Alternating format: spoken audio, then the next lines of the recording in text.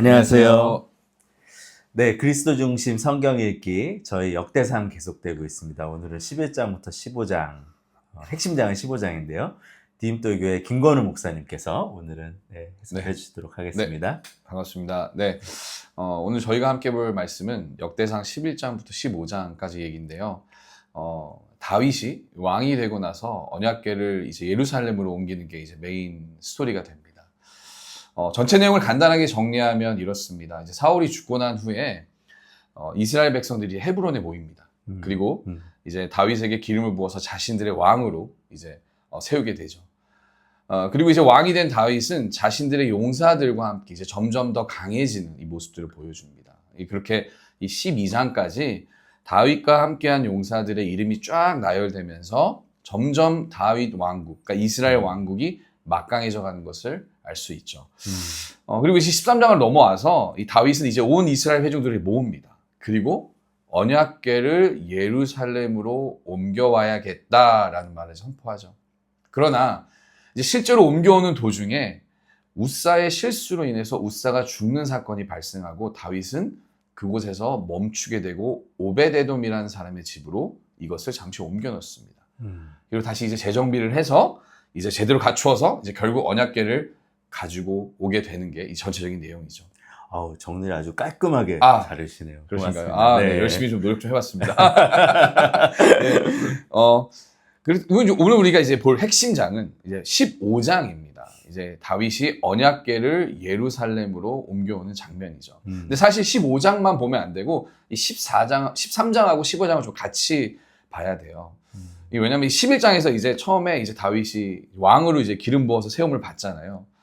그런데 사실 다윗은 왕으로 세워진 다음에 예루살렘으로 바로 들어오는 것이 아니라 헤브론에 있어요.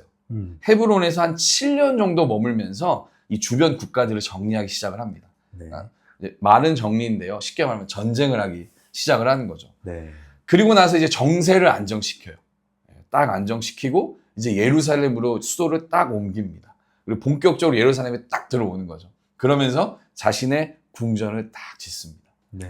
네. 이제 그렇게 이제 다윗이 왕이 되고 나서 7년 동안 이제 그 헤브론에 있다가 예루살렘으로 이제 수도를 옮기고 이스라엘 백성들을 딱 모아놓고 사울 왕 시절에 미처 가져오지 못했던 그 언약궤, 그 언약궤를 예루살렘으로 가져와야겠다라고 이제 선포를 하죠. 자, 그렇다면 이제 중요한 것은 다윗은 왜 그 언약궤를 예루살렘으로 옮기려고 했을까라는 것입니다. 네. 사실 다윗이 언약궤를 이 예루살렘으로 옮기려고 했던 가장 큰 이유는 바로 이스라엘의 영적 회복이었습니다. 영적 회복. 네. 네. 왜냐하면 사울 왕이었을 때 이스라엘이 가장 침체되어 있던 시기였거든요. 영적으로. 그렇죠? 다윗은 이제 새롭게 이스라엘의 왕으로 세워졌어요. 그러고 나니까 이제 그동안 그 침체되어 있던 분위기를 그 이스라엘은 영적인 그 회복이 필요했던 거예요. 물론 다윗이 하나님께서 이스라엘의 새로운 부흥을 위해 또 이스라엘의 새로운 그런 모습을 위해서 새롭게 세운 왕이지만 그럼에도 다윗은 이스라엘 백성들에게 우리가 이스라엘이 다시 새롭게 서야 된다, 다시 영적으로 회복해야 된다라는 것을 보여주기 위해서 하나님의 임재의 상징인 되게 상징적인 그 언약궤를 다시 예루살렘으로 가져옴을 통해서 이스라엘 백성들에게 눈에 보이는 그 회복과 안정감을 동시에 가져올 수 있을 거라고 생각을 했던 거죠. 네. 그러니까 다윗은 왕으로서 하나님께서 우리와 함께 하신다, 우리 이스라엘과 함께 하신다는 것을 보여주고 싶었던 거예요. 네. 네. 그런데 문제는 여기서 발생하는 거예요. 뭐냐? 언약궤를 옮기는 건 좋아요.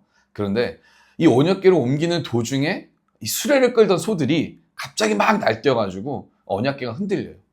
그래서 이 언약궤가 흔들리니까 떨어질 것 같아서 우사라는 제사장이 그거를 받으려고 흔들린 언약궤를 딱 손을 갖다 댔는데 그만 그 자리에서 죽어버리게 된 것이죠. 사실 우사 입장에서는 너무 억울하죠. 하나님의 언약궤가 떨어지는 거 막으려고 손을 딱 댄 거거든요. 그러니까요. 사실 우리가 이렇게 뭘 하다가 뭐 떨어질 것 같으면 당연히 이렇게 손을 받치잖아요. 그렇죠. 인간의 반사신경이죠. 네. 근데 그걸로 죽은 거예요. 네. 하나님께서 진노하신 것이죠. 그 자리에서 죽어버린 거예요. 그래서 다윗은 거기서 딱 멈추고 오베데돔의 집에 그걸 딱 안치시켜 놓습니다. 자, 그렇다면 여기서 우리 또 한 번 더 궁금해야 됩니다. 왜 이런 일이 일어났을까? 단순히 정말 언약궤를 절대 손으로 대면 안 된다는 그 명령을 어겨서 그 자리에서 죽은 것인가? 뭐 그것도 맞지만 사실 그보다 더 깊은 뜻이 있습니다. 왜냐? 다윗이 언약궤를 옮기는 그 규정을 지키지 않았기 때문인 거죠. 제 생각엔요, 다윗은 언약궤를, 하나님의 궤를 무조건 잘 옮기면 된다, 빨리 옮기면 된다라고 생각했던 것 같아요. 네. 왜냐면 이거는 좋은 거잖아요. 기쁜 일이잖아요. 또 하나님의 일이잖아요. 굉장히 좋은 상징적인. 그렇죠. 거죠. 네. 그렇죠. 예. 그러니까 좋은 일인데 어쨌든 되기만 하면 되는 거 아니냐라는 그런 어프로치였던 것 같아요. 네. 그래서 그는 분명히 알았을 것입니다. 하나님께서 모세에게 알려준 그 법궤를 옮기는 방법이 있다는 걸 알았어요. 그럼에도 불구하고 그는 빨리 옮길 수 있는 자신만의 방법을 선택한 것이죠. 네. 사실 이 동일한 내용을 기록하고 있는 사무엘하 6장을 보면 다윗이 언약궤를 옮길 때 3만 명을 대동했다는 기록이 있어요. 어마어마한 숫자죠. 네. 더 나아가 화려한 음악들, 그런 잔치들을 벌이면서 궤를 옮기는 작업을 진행했다는 거예요. 축제가 따로 없는 것이죠. 축제니까요. 네. 너무나 네, 좋은 그렇죠. 일이잖아요. 그 잃어버렸던 언약궤를 다시 갖고 온다는 거. 맞아요. 네. 네. 그러니까 인간적인 눈으로 보면 다윗이 법궤를 옮기는 방식은 조금도 손색이 없는 거예요. 너무 멋있죠.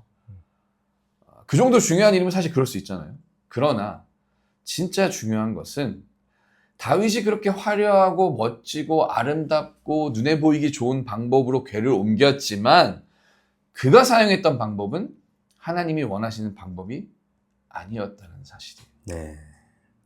그렇다면 하나님께서 알려주신 방법은 무엇이냐? 먼저 레위 족속만, 그 중에서도 구별된 고핫 자손만이 법궤를 매야 했어요. 이렇게 매는 거죠.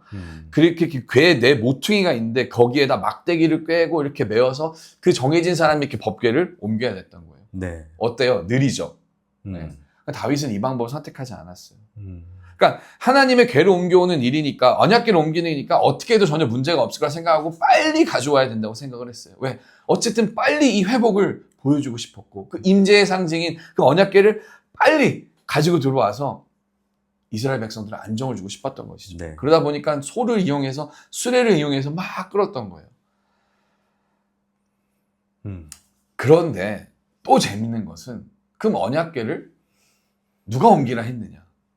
사실 이 사무엘하 말씀, 아까 6장이나 오늘 역대기 말씀을 봐도 하나님께서 언약궤를 예루살렘으로 옮기라고 명령하거나 혹은 다윗이 그렇게 잘하는, 하나님 내가 이걸 해도 됩니까? 라는 그 기도를 하는 모습을 찾아볼 수가 없습니다. 그러면 우리가 한 가지 한번 개스해 볼 수 있는 건 뭐냐? 결국 예루살렘으로 언약궤를 옮겨야 한다는 것은 그저 다윗의 열심이 아니었을까? 네. 그저 열망이 아니었을까라는 거예요. 물론 좋은 일이지만, 그러니까 결론적으로 다윗 스스로 언약궤를 예루살렘으로 꼭 옮기고 싶었던 것이고 결국 다윗의 열심이었던 것입니다. 그러니까 하나님을 향한 열심이라는 게 사실은 나쁜 건 아니잖아요. 네. 네, 그런데 그것이 어쩌면 하나님만을 위한 또는 하나님이 원하시는 그런 열심이 아닌 그저 어쩌면 인간적인 그런 열심? 네. 뭔가 잘 보이고 싶은 그런 마음? 우리 왜 그렇잖아요. 그죠? 맞아요. 예. 네, 맞습니다. 충분히 그럴 수 있는 거죠. 그런데 그 열심이 실패한 거예요. 근데 훌륭한 것은 다윗이 거기서 깨닫습니다. 어떤 사람들은 그 열심히 실패했을 때 더 열심히 하는 경우들이 있죠. 네. 이거 실패했어? 내 노력이 부족해. 더 열심히 해야지. 막 있는 힘껏 막 단전에서 끌어오는 힘으로 단전까지 가죠. 단전까지 네. 가죠. 네. 네. 더 깊은 곳까지. 깊은 곳에서 죄송합니다. 예. 네. 그런데 다윗은 거기서 멈춘다는 거예요. 네. 그리고 돌아갑니다. 그리고 그는 재정비를 하는 거예요. 내가 뭐가 잘못됐지? 뭐가 문제였지? 그래서 이번에는 하나님이 원하시는 방법으로 다시 언약궤를 옮겨놓는 다윗의 모습을 우리가 이 15장에서 볼 수 있는 것이죠. 네. 네. 네. 그래서 마지막으로 정리하면요. 다윗이 마침내 예루살렘에 언약궤를 가지고 들어와요. 네. 이번에는 하나님의 뜻에 따라서 제대로 준비해서 언약궤를 옮깁니다. 얼마나 제대로 준비했냐면 궤를 맵니다. 예, 말씀 나온 대로 궤를 메고 네. 옮기는데 6걸음 옮길 때마다 거기서 하나님께 제사를 드린다는 거예요. 어. 그러니까 수레로 옮겼으면 얼마나 빨리 옮겨요. 그죠? 네. 그러니까 이게 수레가 엄청 빨리 옮겼다는 걸 알 수 있는 게 그게 덜컹덜컹 하다가 떨어질 것 같은 우사가 만져서 죽었잖아요. 근데 이번에는 그거와는 완전 다른 속도로 6걸음마다 제사를 하며 왔으니까 6걸음마다 멈춰서 하나님을 예배했으니까 얼마나 속도가 느렸겠어요. 네. 사실 이거를 너무나 보여주고 싶었던 다윗의 입장에서는 속이 터질 노릇이죠. 그러나 다윗은 이번에는 하나님의 궤를 옮기는 것을 서두르지 않고 천천히 하나님의 뜻대로 하나님의 말씀대로 순종해서 옮긴다는 것입니다. 너무 중요한 것 같아요. 네. 참 많은 것들을 생각하게 하죠. 네. 네. 결국 하나님이 보시기에 중요한 것은 언약궤를 예루살렘으로 옮기는 것이 아니라 하나님의 말씀에 순종하는 것이죠. 그것이 비록 때로는 느릴지라도. 네. 그렇다면 이 시대에 사는 우리는 과연 이 메시지를 통해서 무엇을 배울 수 있을까요? 사무엘상 15장 22절에 이런 말씀이 있죠. 사무엘이 이르되 여호와께서 번제와 다른 제사를 그의 목소리를 청종하는 것을 좋아하심 같이 좋아하시겠나이까? 네. 순종이 제사보다 낫고 듣는 것이 수량의 기름보다 나으니. 중요한 건 이거예요. 순종이 제사보다 낫고 듣는 것이 수량의 기름보다 나으니. 저는 개인적으로 오늘 다윗의 모습을 묵상하면서 예수님을 좀 떠올렸어요. 네. 뭐냐? 예수님께서는 당신이 원하는 대로 하지 않으시고 하나님 아버지께서 원하시는 대로 했다라는 거예요. 십자가. 예수님도 원하시는 바가 분명히 있었습니다. 사실 예수님이라면 우리가 흔히 얘기하죠. 천군 천사를 데리고 와서 막강한 하나님의 군대를 데리고 와서 그냥 쓸어버리면 되는데 예수님은 그렇게 하지 않으신다는 거예요. 또 예수님은 사실 또 간절히 바랬던 게 있었어요. 겟세마네의 기도. 이 잔을 맞아요. 치워달라. 네, 그러셨어요. 그러나 결국 그 잔을 받으셨죠. 네. 하나님의 뜻대로 하신 거예요. 예수님이야말로 정말 하나님의 뜻대로 사셨던 분이죠. 예수님께서는 그 모습을 통해서 우리에게 알려주십니다. 다윗을 통해서도 그 모습을 우리에게 하나님께서 알려주세요. 뭐냐? 우리가 신앙생활을 통해 가장 중요하게 생각해야 될 것. 무엇을 하느냐? 내가 얼마나 열심히 하느냐? 내가 얼마나 이렇게 신앙생활을 잘하는 사람이냐? 라는 걸 보여주는 것이 아닌 하나님의 말씀을 그저 듣고 그분의 말씀에 순종하고 그분의 말씀을 묵상하며 살아가야 된다는 것. 사랑하는 성도 여러분, 이 말씀을 정리하면서요. 네.